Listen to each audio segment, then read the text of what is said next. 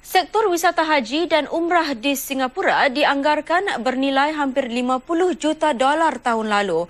Kini satu lagi sektor iaitu pelancongan keagamaan semakin menjadi sektor ketiga paling pesat berkembang bagi masyarakat Islam tempatan selepas sektor wisata haji dan umrah. Presiden Persatuan Ejen Pelancongan Islam Singapura atau AMTAS, Ustaz T.M. Fauzi berkata, sektor pelancongan keagamaan sudah berkembang sekitar 10 kali ganda sejak 5 atau 6 tahun lalu dan dijangka terus berkembang pesat. Wartawan Daud Yusof yang meninjau sektor wisata keislaman membawakan bahagian pertama daripada laporan khas 3 bahagian ini. Bandar suci Mekah dan Madinah merupakan destinasi keagamaan tradisi bagi masyarakat Islam tempatan selain Masjidil Aqsa di Baitul Maqdis. Tahun lalu perniagaan haji tempatan dianggar mencapai 24 juta dolar, manakala perniagaan umrah juga dianggarkan mencecah 24 juta dolar setahun.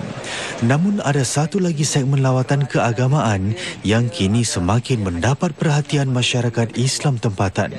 Pernahkah anda melawat tapak-tapak bersejarah seperti makam Nabi Ayub, makam Nabi Musa atau makam anak Nabi Adam iaitu Habil, ataupun makam-makam tokoh bersejarah seperti Abu Hurairah, Rabi'atul Adawiyah dan Imam Syafi'i ini? Tapak-tapak bersejarah inilah yang semakin menjadi tumpuan para pelancong Singapura iaitu wisata keislaman. Dan pelopor wisata keislaman dengan julukan jejak Rasul ke negara-negara seperti Syria, Jordan, Mesir dan Baitul Maqdis sejak 6 tahun lalu ialah Ustaz T.M. Fauzi. Ustaz melihat dari segi 10 tahun akan datang perkembangan bagaimana yang boleh anda jangkakan sebagai orang lama dalam industri ini? Saya yakin kalau sekira perjalanan segmen wisata ke negara Islam ini berjalan dengan baik, maka dia tak dinafikan dia boleh menjadi ribuan orang yang mengikutinya. Kerana kalau dulunya untuk mereka mengikuti umrah pun hanya sedikit sahaja tapi kemudian mendapat sambutan yang baik. Begitu juga saya yakin pada segmen wisata ke negara Islam. Kalau sekiranya dulu waktu kita mulakan 5 tahun dahulu, segmen wisata ke negara Islam ni mungkin sambutannya hanya 30 orang, 40 orang. Tetapi setelah 5 tahun sudah sampai ke 300 orang. Tak mustahil kalau 10 tahun akan datang lagi mungkin 1,000 orang akan mengikutinya.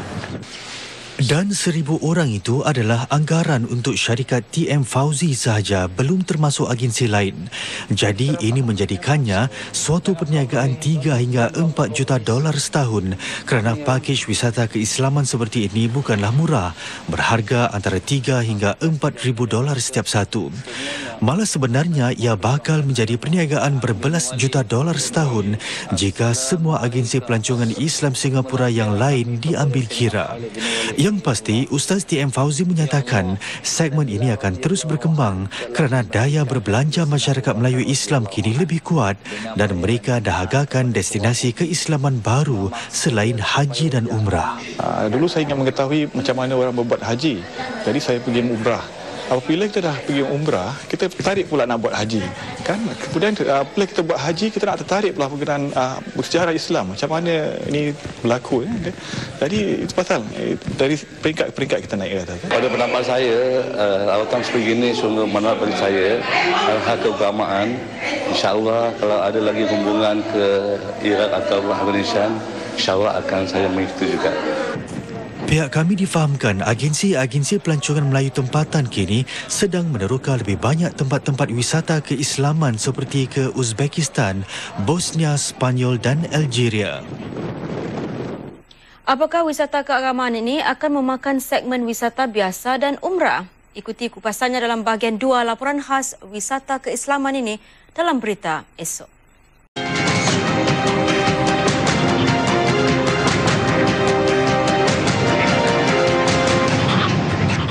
Agensi-agensi pelancongan Melayu Islam tempatan menyatakan segmen pelancongan keagamaan kini semakin menjadi sektor penting dalam perniagaan mereka. Namun sejauh manakah sektor itu akan memakan pula segmen haji, umrah dan wisata biasa? Dalam laporan khas bahagian kedua ini, wartawan kami Daud Yusof mengupas kesan daripada pertumbuhan pesat wisata keagamaan. Nabi Ibrahim AS. Wisata keagamaan seperti ini di mana atur caranya lebih kepada mendalami pengetahuan dan sejarah-sejarah Islam serta melawat makam-makam Nabi dan tokoh-tokoh Islam di Timur Tengah semakin menjadi tumpuan banyak agensi pelancongan Melayu Islam yang kami tinjau. Banyak juga jemaah ataupun pelancong-pelancong yang looking forward lah mencari wisata-wisata yang ke tempat-tempat sejarah-sejarah Islam seperti di Spain, di Hadramaut dan juga di tempat-tempat lain ataupun di Indonesia misalnya di Surabaya untuk wali-wali yang ke-9 dan sebagainya lah. Namun apakah ini akan bermakna bahawa segmen wisata haji, umrah dan segmen wisata keagamaan semuanya akan berkembang seiring? Atau mungkinkah segmen keagamaan yang lebih baru ini akan menghaki segmen wisata umrah yang sudah pun boleh dianggap segmen matang? Mungkin buat masa ni masih baru lagi, belum lagi ramai, mungkin dalam 10%. Dia tidak akan makan sektor umrah kerana itu ada satu sumber ibadah yang mereka yang mana saya lihat DP demand tu tetap tinggi, makin tinggi dari setahun ke tahun. Tidak mustahil kalau musim travel tu lebih banyak lagi peserta bagi divisi umrah. Atau masa nanti dia may have keadaan mungkin umrah kita hanya mungkin 7,000. Mungkin yang sektor yang bagi musim travel tu mungkin lebih pada orang yang bagi umrah lagi. Jika senario itu menjadi kenyataan, ini bermakna wisata keagamaan boleh mencapai nilai lebih $20 juta setahun kerana harganya kini antara $3,000 hingga $4,000 setiap pakej. Yang pasti, agensi-agensi Melayu Islam semuanya yakin wisata keagamaan adalah segmen yang begitu penting dan mereka sedang menggiatkan usaha untuk memperkenalkan pasaran-pasaran baru. Namun bagaimana pula dengan segmen wisata biasa seperti melancong ke Australia dan Eropah? Apakah segmen ini akan dimakan sektor wisata keislaman? Wisata umrah tidak termakan sangat, tapi wisata yang biasa ada kemungkinan penurunan. Mungkin dalam masa 5-6 tahun, dalam 5 atau 10% akan turun. Satu lagi pertimbangan ialah perkembangan dalam sektor haji. Kini muncul senario di mana Singapura mungkin mempunyai kuota haji yang lebih kecil lantaran gagal mendapat kuota tambahan. Apakah ini juga satu lagi faktor yang akan memacu sektor wisata keagamaan? Ini sudah berlaku. Contohnya di banyak negara yang banyak penduduk Islam. Mereka sudah lakukan wisata ini. Kerana menunggukan tempat mereka untuk berangkat haji lambat sangat, mereka telah pergi tempat-tempat alternatif yang memberikan mereka kesan yang kuat dalam segi pahaman agama itu. Beberapa pemain pasaran menyatakan sektor wisata keagamaan ini akan mengambil masa lebih daripada 10 tahun untuk mencapai tahap matang sebagaimana segmen haji dan umrah.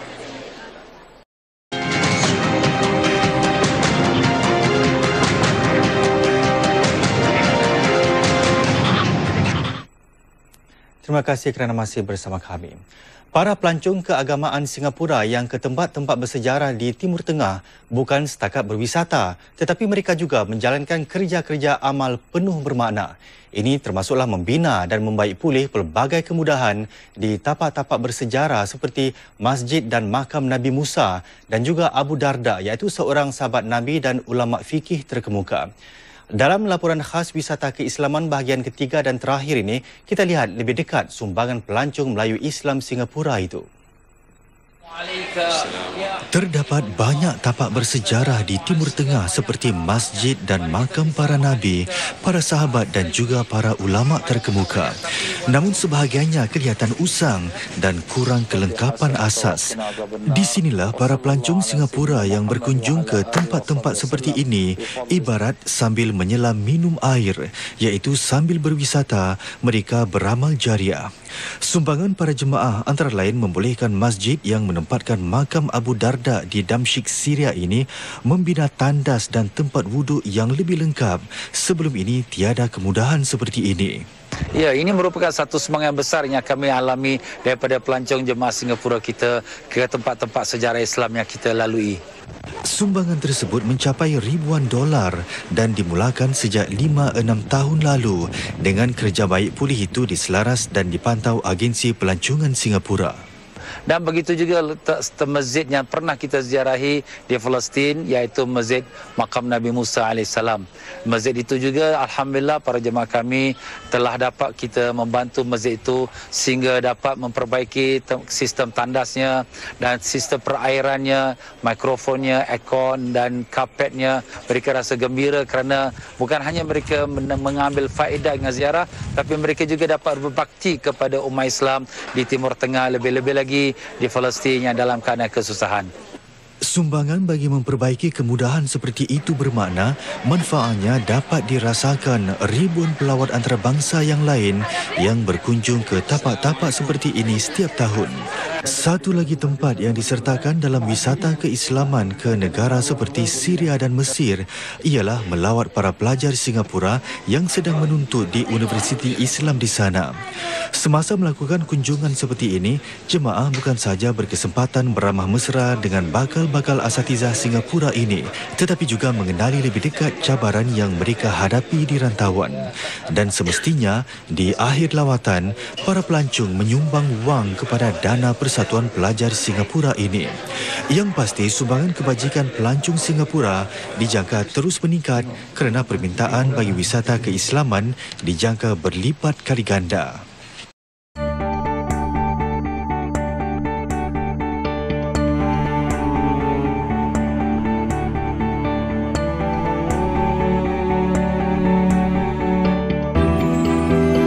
Dan dia meninggal pada tahun 191 Hijrah.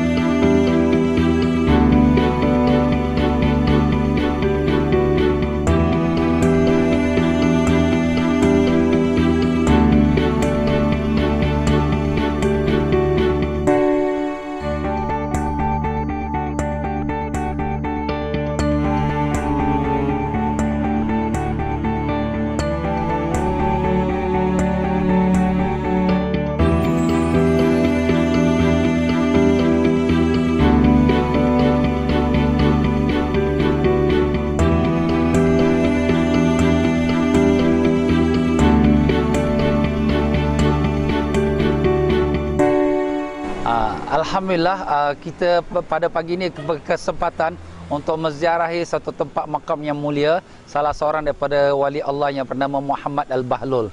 Sebenarnya Muhammad Al-Bahlul ini adalah seorang wali Allah yang masyhur. Dia adalah abang kepada Khalifah Harun Ar-Rashid. Tetapi perkataan Bahlul juga sudah begitu masyhur di negara kita, Singapura, Malaysia, Indonesia. Cuma cara penggunaannya itu agak berbeza. Kemungkinan besar daripada kita bila orang mengatakan kita bahlul, kita akan marah. Kerana kita menyangkakan perkataan bahlul itu merendahkan kita dan menjadikan kita seperti orang bodoh. Tetapi sebenarnya Bahlul ini adalah nama wali Allah yang sekarang kita menziarahinya. Kemungkinan zaman dahulu datuk nenek kita, mereka mengetahui sejarah ini. Dan mereka memanggil anak-anak mereka Bahlul apabila mereka marah. Dengan tujuan supaya anak-anak itu mudah-mudahan menjadi orang yang wali Allah, orang yang baik-baik. Tetapi oleh kerana lama-kelamaan sejarah itu tidak dikenali. Dan akhirnya bila dipanggil Bahlul, kita merasakan marah kerana kita macam diperbodohkan. Maka dengan itu hari ini kita dapat menguraikan satu perkataan yang mungkin selama ini kita tidak memahaminya. Dan kalau lain kali kalau orang panggil kita Bahlul, kita ucapkan amin. Kerana dia mendoakan untuk kita menjadi seorang wali Allah. Ya. Satu masa, Harun Ar-Rashid dengan isteri Siti Zubaidah lalu depan Bahlul yang sedang membuat rumah daripada tanah liat. Maka bertanyalah Harun Ar-Rashid, "Hai Bahlul, kau buat apa?" Bahlul kata, "Aku sedang buat rumah syurga." Maka isterinya Siti Zubaidah kata, "Boleh aku beli?" Bahlul kata, "Boleh." "Berapa?" 10 dirham. Maka apabila Harun Ar-Rashid dengar isterinya bayar 10 dirham, Harun Ar-Rashid ketahukan kau dah kena tipu-tipu dengan si Bahlul ni. Tetapi pada malam itu Harun Ar-Rasyid dia mimpi bahawa satu rumah besar, cantik, dan dia tertulis Siti Zubaidah. Maka Harun Ar-Rasyid nak masuk rumah itu, pengawal kata tak boleh. Kata Harun Ar-Rasyid, ni rumah isteri aku. Yalah, isteri kau tapi bukan rumah kau. Maka Harun Ar-Rasyid bila bangun pagi, dia pun kelang kabut cari Bahlul. Bahlul, aku nak beli rumah kau. Kata Bahlul, boleh. Berapa? 10,000 dirham. Kenapa semalam 10 dirham? Semalam kau tak nampak, hari ni kau dah nampak. Jadi sini menunjukkan bahawa Bahlul ni orang yang kasyaf. Dan dia adalah juga seorang wali Allah yang saleh. Maka sebab itulah Allah kabulkan semua doa-doanya. Ya.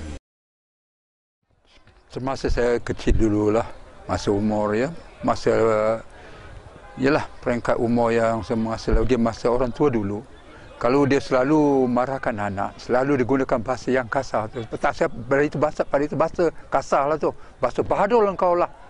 Dia gunakan gitu bahasanya. Jadi kita bila saya sampai sini dekat tanah suci, baru saya tahu apa makna bahlul tu.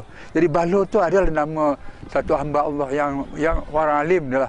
Jadi itu yang saya faham daripada sini, baru saya dapat tahu apa makna bahlul tu. Kalau tidak saya sendiri pun tak tahu. Pakai umur saya sudah 82 tahun dah. Umur saya sekarang dah. Pernah gunakan tak perkataan bahlul tu, Cik? Saya tak pernah gunakan. Saya tahu tu macam kasar. Jadi tak boleh kita gunakan. Bahlul tu macam tanpa dalam. Tapi dia punya padilat tu memang bagus. Saya pun tak tahu macam mana. Bila kat saya sini, saya tahu. Jadi kalau sebut bahlul tu, memang jangan kita ambil apa. Jadi kita ingat yang sebut bahlul tu, ada padilahnya baiklah.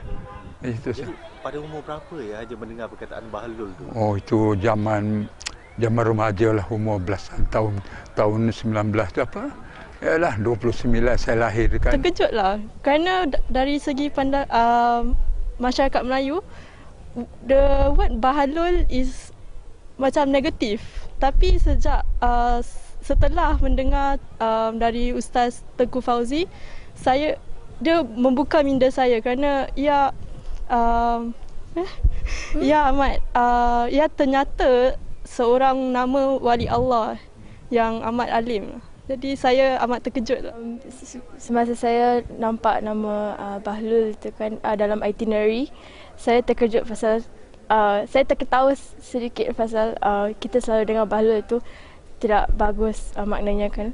Tapi selepas mendengar Ustaz mencerita tentang Bahlul itu adalah wali Allah, saya macam lebih menghargai nama itu. InsyaAllah saya akan memberitahu kawan-kawan saya juga. Jika mereka mempermainkan nama itu, saya akan memberitahu mereka tentang apa Ustaz yang telah beritahu kita. Dan InsyaAllah mereka pun